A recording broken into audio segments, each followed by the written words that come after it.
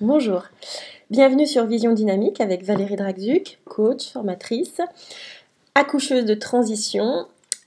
Et aujourd'hui, j'ai envie d'interviewer pour la 3e fois Emmanuel Clot, qui nous a parlé précédemment de son parcours, ensuite de l'accompagnateur de chercheurs d'emploi et non pas de demandeurs d'emploi. Et maintenant, nous allons parler du bien-être au travail, de ton implication, toi, dans le bien-être au travail. Peux-tu nous en dire plus, s'il te plaît, Emmanuel? C'est vraiment quelque chose qui est important pour moi, ayant fait un burn-out. Et le nombre de personnes que je rencontre qui, justement, dans le cadre de la recherche d'emploi, disent j'en peux plus, il faut que je me casse. Et souvent, hein, j'ai envie de dire, allez, 2 cas sur 3, il y a des personnes qui veulent partir de l'endroit où ils travaillent parce qu'ils s'y sentent pas bien. Mhm. Et en fin de compte, c'est pas le métier par lui-même qui leur plaît pas, C'est le c'est cadre. l'environnement. Et c'est vrai que quand on commence à écouter un petit peu les personnes et qu'on leur demande, mais alors, qu'est-ce qui fait que ça va pas bien? Alors, rapport avec les collègues, une hiérarchie pas à l'écoute. Enfin, c'est souvent à peu près les mêmes, la clientèle ou quand on est dans les centres de formation ou voilà, c'est le public qui est pas adéquat. Euh, voilà, on se sent agressé tout le temps. Oui. Je vais le redire. Les personnes ont tendance à se sentir agressées tout le temps. Oui, plutôt. J'ai un exemple par rapport à ça, où lors d'une intervention devant un groupe de demandeurs d'emploi, où à un moment donné, j'ai un monsieur qui me dit comme ça, de toute façon, il y a de plus en plus de cons, et enfin, j'ai vraiment, enfin, on est entouré, quoi. Et du coup, je l'ai confronté un petit peu en disant, ah, c'est bizarre, parce que ça, c'est votre ressenti, c'est ce que vous pensez. Et personnellement, depuis que j'applique mes conseils, j'en rencontre de moins en moins. Et pourtant, je vais de plus en plus au front. Mhm. Je rencontre des personnes qui sont dans des situations vraiment difficiles et qui auraient vraiment toutes les raisons de pouvoir se plaindre. Et c'est bizarre, personnellement, j'en rencontre Alors là, on me dit, t'as de la chance. Donc là, je souris. Et j'ai fait, ben, peut-être que c'est parce que j'ai pris la décision de me dire que derrière chaque con, il y a quelqu'un d'intéressant. Oui. Et comme aujourd'hui, je sais que je juge, et que le premier réflexe, ouf, oui, ça va pas être facile, Mhm. et ben, je me dis, ouais, tout de suite, le deuxième message que je m'envoie, c'est, allez, ta mission, aller chercher la personne sympathique qu'il y a derrière ce con. Est-ce que tu me permets de raconter une petite anecdote? Ouais. Quelqu'un de ma famille, il n'y a pas longtemps, était à l'hôpital. Mhm. Alors, vu qu'on est dans l'Oise, il n'y a pas beaucoup de très grands hôpitaux, donc je pense que j'ai pas besoin de dire le nom. Ça va vite être trouvé. Et il a ressenti vraiment un accueil déplorable, euh, en particulier parce que même on l'aidait pas à aller faire tout ce qui était naturel, donc les besoins naturels, Mhm. etc. Mhm. Il pouvait plus du tout bouger. Il s'est trouvé dans une situation extrêmement compliquée. Il m'a dit, je sens vraiment que cet hôpital est comme le cadre qui est autour, même au niveau professionnel, où tout le monde dit c'est la faute de l'autre, etc. Il ressentait ça de manière très forte. Il y a quelques jours, je suis retournée dans cet hôpital pour une jeune fille qu'on accueille à la maison qui a une opération au niveau de la mâchoire, donc dans un autre service, et je suis tombée sur quelqu'un que je connais, une professionnelle de santé, qui m'a dit on n'en peut plus, tous les gens nous agressent. Et je me suis dit, mais c'est amusant comment, d'un côté, cette personne de ma famille ressentait que le personnel n'était pas à son écoute, Mhm. et comment ce personnel de santé ressentait être agressé par les personnes. C'est ça. Et je me suis dit, à force de se sentir agressés, ils deviennent même agressifs avec des gens qui sont très gentils avec eux. Mhm. Parce qu'ils en peuvent plus, ce qui fait que les gens, même très gentils avec eux, deviennent aussi agressifs à leur tour.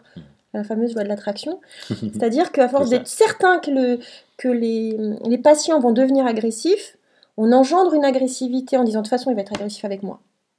Et donc les patients même les plus gentils du monde vont devenir agressifs à leur tour. Et donc automatiquement le personnel va devenir de plus en plus sur sa défensive et ça crée un cercle vicieux. C'est Est-ce ça. que c'est à peu près ce que tu voulais dire? C'est exactement ça. Ouais. C'est exactement ça, c'est que justement la notion de remise en question, on a l'impression de faire des efforts tout le temps, on se sent fatigué, or c'est pas de la fatigue, c'est de la lassitude. Et en fin de compte, avoir ce sentiment de toujours devoir faire des efforts, et ça on l'entend, de toute façon c'est toujours moi qui fais les mêmes efforts, enfin, Mm. c'est toujours moi qui dois aller vers les autres, j'en ai ras-le-bol. Ben, enfin voilà, c'est la première question. Oui, et alors? Enfin, ça devrait même pas être considéré comme un effort. J'ai envie d'être accueilli. Enfin, c'est la notion des cercles, hein, un cercle négatif, cercle vertueux. Enfin, t'as envie d'avoir des sourires, des bonjours, que les gens aillent vers toi. Dis bonjour, fais des sourires, sois agréable. Tu vas voir, ça marche, hein, ça marche super bien. Sauf qu'il faut Mm. le faire pour soi, pas pour obtenir. Et c'est Alors, ça qui est toute la différence. comme tous les deux, on a tendance à beaucoup, beaucoup parler. Il faut savoir quand même que la vidéo était sur le bien-être au travail. Donc, est-ce qu'on peut relier les deux ensemble? Mais c'est Et tout cette à fait ça. fameuse loi de l'attraction, et ce rayonnement qu'on a sur les autres, et le bien-être au travail. C'est tout à fait ça. C'est vraiment Mm. le sujet de l'intervention que j'ai fait lundi, où justement, la plupart des personnes euh, sont, sont persuadées de ne pas être fautifs de l'ambiance pourrie dans l'environnement dans lequel ils Ouais. travaillent. Ouais. Mais tout le monde me dit, moi je me remets en question tout le temps, Oui. c'est obligé, hein, je fais des efforts tout le temps, c'est normal, c'est évident. Par contre, dès qu'on leur dit, mais alors, du coup, qu'est-ce qui fait que si tu te remets en question, C'est la faute de l'autre. ben, c'est pas de ma faute, moi j'ai essayé d'aller vers l'autre. Hein. C'est bon, j'ai essayé, il veut rien entendre, c'est plus de ma faute. Oui, et là, il se referme et il devient l'autre. Sauf que quand on essaye en espérant que l'autre change, mais sans. Enfin, souvent, on envoie des messages sans se préoccuper de celui qui va recevoir le message. Le premier conseil que je donne, c'est et si tu t'intéressais juste au pourquoi l'autre s'est fermé, au pourquoi l'autre est en colère, Mm. au pourquoi l'autre a peur, est triste, Mm. juste s'intéresser à l'autre Mm. personne. Très sincèrement, enfin, quand on fait ça, déjà dans le bien-être au travail, oser s'affirmer, oser accepter d'être frustré et oser exprimer tout ça. Tout passe par la notion de communication. On a l'impression de dire les choses, on ne dit pas, on les gueule, on fait du reproche, beaucoup. Hein. Je reproche, ben voilà, ça y est, c'est mort. La communication, elle est déjà cassée d'entrée, quoi. Quand on n'a que des reproches à envoyer à l'autre, c'est mort. Donc, tu fais ça sous quelle forme? Atelier, coaching, Oui, formation? c'est ben, tout ça, tout ça à la fois. Ça va dépendre de la demande. En général, ce que je fais, c'est une intervention. J'explique un peu, j'ai 8 clés sur lesquelles je travaille. J'explique un peu quelles sont ces clés et puis après comment on peut les mettre en pratique. Alors après, ça, c'est dans le cadre de la formation ou de ce que j'appelle un accompagnement formatif. Voilà. Je ne suis pas un pur coach. Je ne fais pas du pur coaching. Je préfère appeler ça de l'accompagnement formatif, de point de vue où l'accueil de la personne dans sa difficulté, dans le questionnement, la renvoyer justement à ses paradoxes. Et puis aussi justement un apport de clés et de savoir comment on utilise la clé qui est plutôt formative dans ce niveau-là. Est-ce que tu avais quelque chose à rajouter sur l'accompagnement du bien-être au travail? Alors, ou la formation sur le bien-être au travail, travail? vraiment, c'est l'idée, pour moi, le véritable angle, c'est de se regarder, soi, oser accepter ses propres défauts, de ne pas être compétent dans la communication, parce que ça c'est quelque chose de naturel de communiquer, mais bien communiquer, ça se travaille vraiment, puisque les meilleurs communicants sont les enfants, et que nous, adultes, on leur dit c'est pas comme ça qu'il faut faire. D'accord. Je vais me permettre de rajouter aussi quelque chose parce que figure-toi que je suis formatrice PRAP, prévention des risques liés à l'activité physique. Mmh. Et c'est une notion un petit peu différente du bien-être au travail. C'est plus lié sur ce qu'on fait et non Oui. pas la communication. Mmh.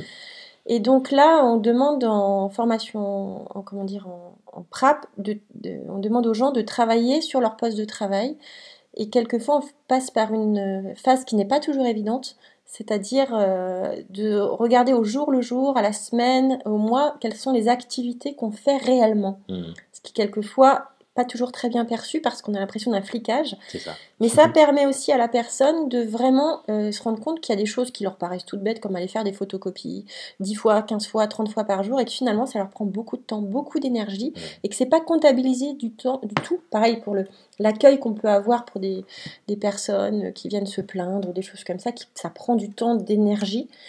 Et tout ça, c'est pas comptabilisé dans le travail. Et donc ça permet aussi à la personne de bien se rendre compte de toutes les tâches qu'elle fait. Donc ça peut être complémentaire. Ouais. Donc, tout à fait. Si un jour tu as besoin de moi pour... J'interviens aussi sur la notion de la posture de travail. Okay, la posture professionnelle. La posture professionnelle, voilà. Vraiment importante. Donc tout ça, c'est intéressant par rapport au bien-être au travail, et ça, chacun de développer en cohérence avec son management, parce que si le management n'est pas partant, c'est compliqué. Et il faut que les deux soient dans la même envie d'évolution. C'est donner envie. Oui. Très bien. Merci beaucoup Emmanuel. On se retrouve pour une prochaine vidéo sur le décrochage scolaire. Si vous voulez la recevoir, n'hésitez pas à vous abonner, à cliquer sur la petite cloche.